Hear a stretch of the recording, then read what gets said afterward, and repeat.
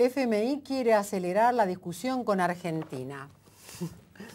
Me encanta también que hayas elegido poner el título y la nota para darle como el cuerpo de lo que ha significado estos 24 estudios, análisis minuciosos que has hecho sobre la relación entre los títulos y las noticias. ¿Cómo les va? Esto es Leyendo con el autor. El autor esta vez es Carlos Olubica, responsable de haber hecho este estudio minucioso, este análisis de lo que significa. Además te adelantaste. ¿Cómo te va, Carlos? Bienvenido acá a nuestro espacio Leyendo con el autor.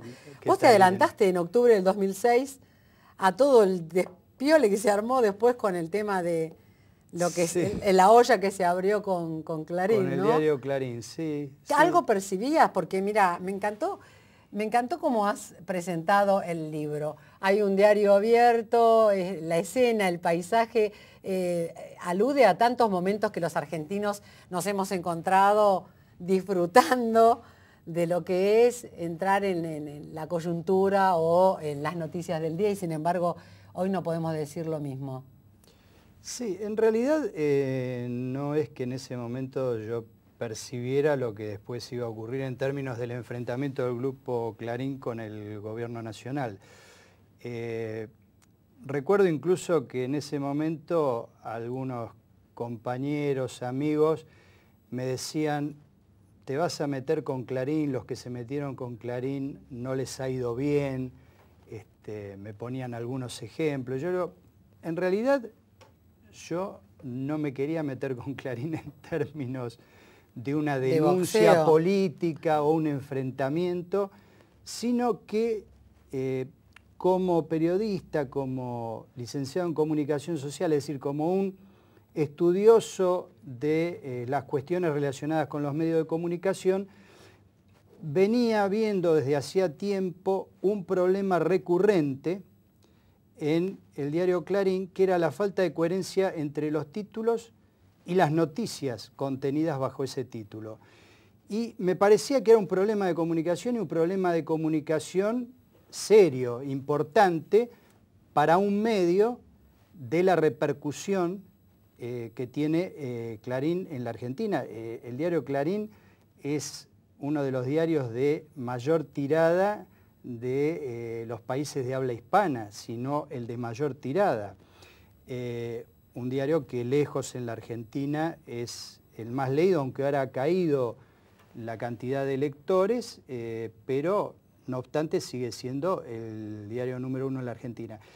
En ese momento incluso Clarín tenía una posición relativamente amigable o en última instancia neutra respecto al gobierno nacional, así que no pasaba por ahí mi interés en hacer este trabajo. Quiere decir que entre los títulos, porque son 24 noticias que vos tomaste, y además hay una hipótesis bastante interesante que uno hace que revise, porque la gente tendemos a leer los títulos.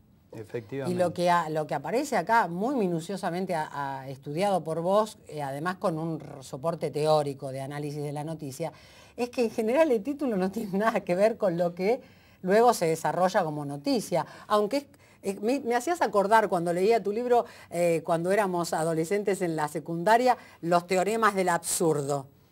¿Te acordás que se daba un enunciado y luego en el interior las cosas estaban correctamente desarrolladas, pero era un principio falso? Correcto.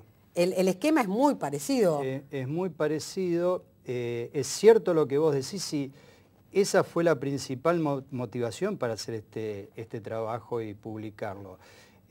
La gente, en general, no tiene tiempo o ganas de leer minuciosamente el contenido de las noticias. Toma algunas, a lo mejor las que más le interesan, pero después hojea el diario y lee los títulos. O sea, lo que queda de la información es la lectura del título. Y precisamente a veces lo que dice el título no tiene nada que ver con lo que realmente ocurrió y que a lo mejor se transcribe en el desarrollo de la noticia. Por eso se me ocurrió hacer este trabajo, porque digo, hasta en ese momento lo hice pensando, bueno, quizás esto pueda ayudar a los editores de Clarín, quizás ingenuamente pensé eso, para mejorar la forma en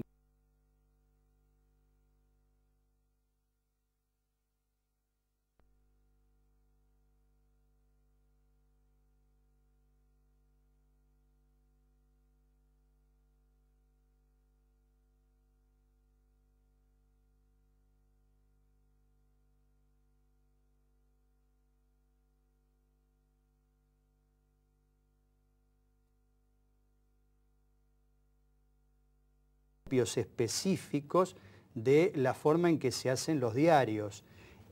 Y tiene que ver además con un fenómeno de los tiempos actuales, que es que el diario impreso ha ido perdiendo espacio frente a otras formas de comunicación, principalmente ante la televisión.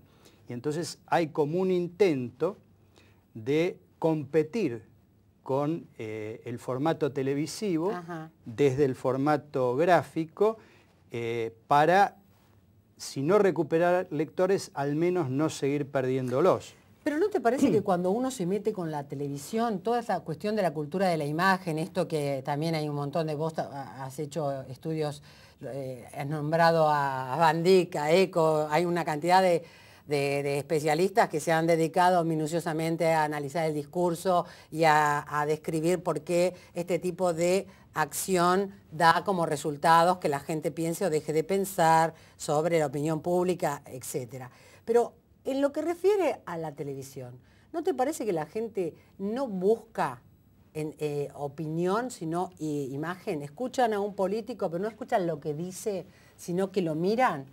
En cambio, bueno, leer un artículo involucra otro tipo de atención. Claro, hay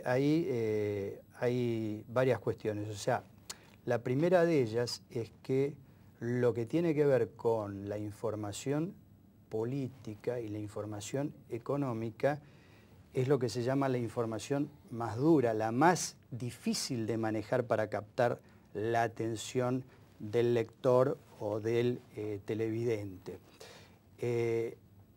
Y los diarios principalmente se apoyan en este tipo de información, cosa que no ocurre tanto con la televisión, que va más a la faz de entretenimiento, es decir, explota otro tipo de intereses de los televidentes.